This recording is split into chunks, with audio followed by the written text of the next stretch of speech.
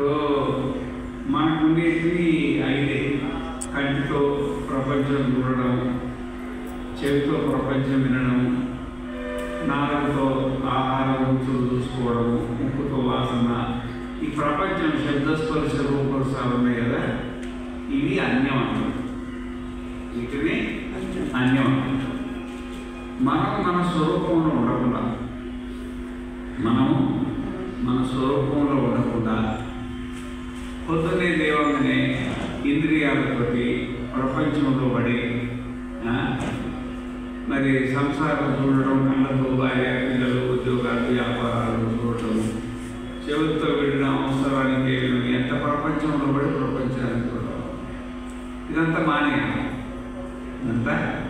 మానేసి కంటితో ప్రపంచం చూడొద్దు, చెవితో ప్రపంచం వినొద్దు, ముక్కుతో ప్రపంచం చూడొద్దు, నాకు ఏ ఇంద్రియాలు కూడా ప్రపంచ వ్యవహారంలో పట్టించుకోకుండా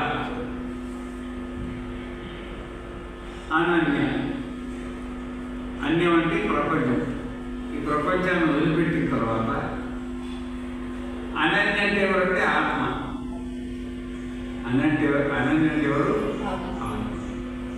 ఎవరైతే నిరంతరం ఆత్మస్వరూప స్థితిలో ఉంటారో, ఉండడానికి రకరకాల పర్యుపాసక అన్నారు. పర్యుపాసనం అంటే ఏంటంటే యమము, నియమము, ఆసనము, ప్రాణాయామము, ప్రత్యాహారము, ధారణము, ధ్యానము, సమాధి, రకరకాల ఏకదం దైవ సాక్షాత్కారం కలగదు. శరీరం బాగా లేకపోతే శరీరాన్ని ఆసనాలు వేయాలి, లోపల మరి ఆసనాలు ప్రాణాయామం చేయాలి, ప్రత్యాహారం, ధారణం, ధ్యానం, సమాధి. మన ఆత్మసాక్షాత్కారానికి ఎన్ని మార్గాలు చెప్తుందో అన్ని మార్గాలు పర్యుపాసకే. అన్ని రకాలుగా పరమాత్మ స్వరూపాన్ని, ప్రపంచాన్ని మనిషి పరమాత్మ స్వరూపాన్ని ఆరాధన చేస్తారు. ఉపాసన అంటే ఆరాధన చేస్తారు, అంటే స్వరూప స్థితి కోసం ప్రయత్నం చేస్తారో వాళ్ళ యోగా క్షేమం, వాళ్ళకి ఏం కావాలో వాళ్ళ లేని ఇష్టం ఉన్నదాన్ని కాపాడుతారు అని భగవంతుడు ఇట్లా భగవద్గీతలో చెప్తున్నాడు. ఇది ఎవరు చెప్పిందంటే నేను వేరు భగవంతుడు వేరు అని భావం ఉన్నవాడు.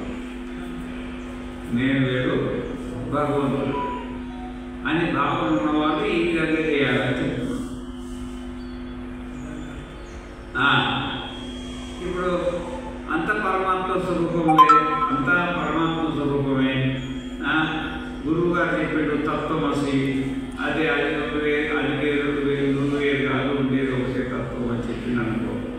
అహం బ్రహ్మాస్మి అంటే గురువు గారు చెప్పింది నిజమే, ఉండేది ఒకటే, అదే నేను అనుకున్నాం అనుకో. వాళ్ళ కోసం చెప్పింది కాదు. దేవుడు వేరు, నేను వేరు అని భావన. వాస్తవికంగా మరి మనకు ఈ బుద్ధికి జ్ఞానం కలగాలన్నా, మనకు జ్ఞానం కలగాలన్నా ప్రపంచానికి మనకు కొన్ని సంబంధాలు ఉన్నాయి. ప్రపంచం ఏంటంటే మన మనస్సే మన ప్రపంచం. నీ మనస్సు నీ ప్రపంచం, నా మనస్సు నా ప్రపంచం. ఈ మనస్సు తీసేసినాం అనుకో, ప్రపంచం ఏముంది? సుశుక్తిలో మనస్సు పోయింది, ఎవరైనా ప్రపంచం ఉందా? అప్పుడు బ్రహ్మచారి వాడు, గృహస్థుడు వాడు, అనవస్తుడు వాడు, సన్యాసి.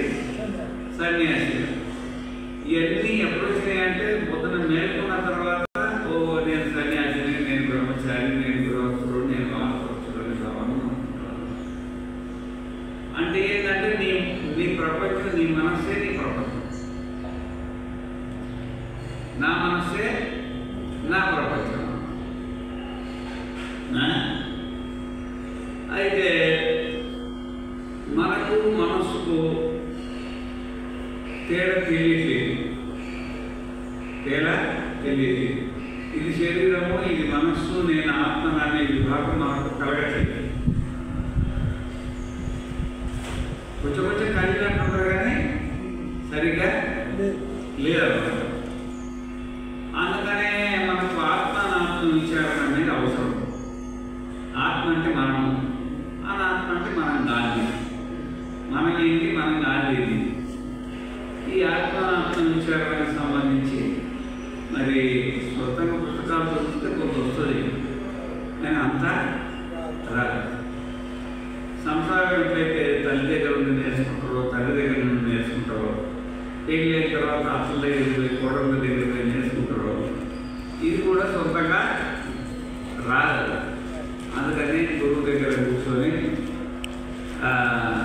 వేదో నిత్యమధీయతాం తదుదితం కర్మ స్వనుష్ఠీయతాం తేనేశస్య విలీయతాం అవచితి కామ్యే మందిస్థ్యతాం పాపోఘం పరిధూయతాం భవసుఖే దోషోనుసంధీయతాం ఆత్మేచ్ఛావివసీయతాం నిజగృహాత్ పూర్ణం విరేతన్యతాం సద్విద్వాం ఉపసర్పితాం ప్రతిదినం తత్పాదుకే సేవ్యతాం ఆత్మానాత్మ విచార్యతాం. ఈ ఆత్మానాత్మ విచారణ ఏడవడం కాదు, దూరంగా ఉంటుంది. ముందే చెప్పినట్టు వేదో నిత్యం అధీయత. వేదం అంటే మనకు ఉపనిషత్తులు అనుకోవాలి. ఉపనిషత్తులు రోజు అధ్యయనం చేయాలి. అధ్యయనం అంటే ఇట్లా కూర్చోతుందంటే రాదు. ఇప్పుడు నేను చదివితే వస్తుంది, ఎందుకంటే నేను గురువు దగ్గర ఉండి నేర్చుకున్నా కాబట్టి, చిన్నప్పటి నుండి శాస్త్రాలు అధ్యయనం చేసిన కాబట్టి నేను కూర్చొని చదివితే నాకు వస్తుంది. మీరు కూర్చొని చదివితే కూడా వస్తుంది, కానీ ఎంత రావాలో అంత రాదు. మీ తెలివిని బట్టి కొంత అర్థం కావచ్చు, వాళ్ళకి అర్థం కాకపోవచ్చు. అందుకని రోజు కనీసం ఒక గంట పొద్దున్న సాయంత్రం అన్నా గురువు దగ్గర కూర్చొని ఒక గ్రంథాన్ని వినాలి. పుస్తకం దగ్గర రోజు ఒక గంట, 24 గంటలు కదా, 23 గంటలు నువ్వు ఏమన్నా చేయి. ఇక సంసారం కోసం చేయాలి కదా, ఒక గంట గురువు దగ్గర కూర్చొని అది వేదో నిత్యం అధీయత తదుదితం కర్మ స్వనుష్ఠీయత. ఈ విధంగా వేదాన్ని తెలిసిన గురువులు ఉంటారు కదా, ఆ వేదం చెప్పింది ఏం చెప్పిందో అది చేయాలి. అంటే చెప్పింది చేయాలి. యజ్ఞము దానము తపస్సు అంటారు. ఇది కూడా తేనేశస్య విధీయత. ఆ విధంగా చేస్తేనే నువ్వు దైవారాధన చేయాలి. నీ ఇష్టం ఉన్నట్టు యజ్ఞము, నీ ఇష్టం ఉన్నట్టు దానము, నీ ఇష్టం ఉన్నట్టు చేస్తే ఫలితం వస్తుంది, కానీ వేరే చేసిన ఫలితం రావచ్చు, రాకపోవచ్చు. అందుకనే వేదం చెప్పిన పద్ధతి ప్రకారంగా మనం అంటే వేదం అనేది మీకు డైరెక్ట్గా చెప్పదు కాబట్టి ఆ వేదాన్ని తెలిసిన గురువులు ఉంటాయి కదా, గురువులు చెప్పిన విధానంగా నువ్వు యజ్ఞం చేసి, దానం చేసి, తపస్సు చేస్తే దాన్ని ఈశ్వరారాధన అంటారు. తేనేశస్య విధీయత. అపచితి కామ్యే నతిష్టేత. అపచితి, చితి అంటే ప్రారంభం, అపచితి అంటే అపకారం చేసే ప్రారంభం, అంటే చెడ్డ చేయకూడదు. ఇంతకుముందు ఏదైనా అలవాటు పడితే అలవాటు దూరం చేసుకొని ఈ రోజు నుండి మనం ఏ ప్రాణాన్ని కూడా హింసించాలి అని పద్ధతిగా బతకాలి. అపచితి కామ్యే నతిష్టేత. పాపం పరిభూయత. ఇప్పటి నుండి పాపం అనేది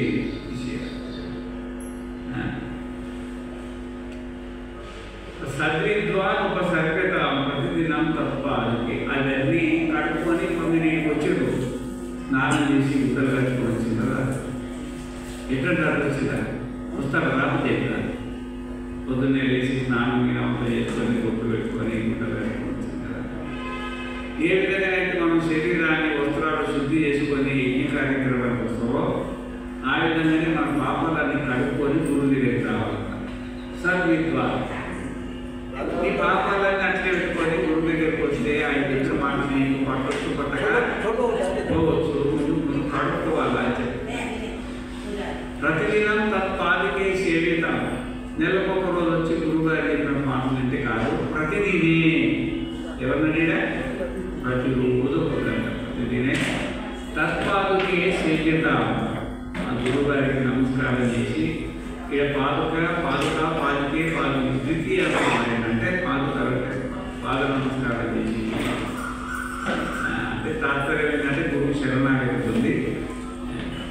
ఆత్మానాత్మ విచారిత. ఎందుకంటే గురువు శిష్యుడు మంచిగా ఉంటే గురువు మంచిగానే చెప్తాడు. శిష్యుడు బాగలేని ఏం చెప్తాడు చెప్పండి. అందుకనే గురువు శిష్య లక్షణాలని సరిగ్గా సంపాదించుకొని గురువు దగ్గర కూర్చొని ఆత్మనాత్మ విచారణ చేస్తే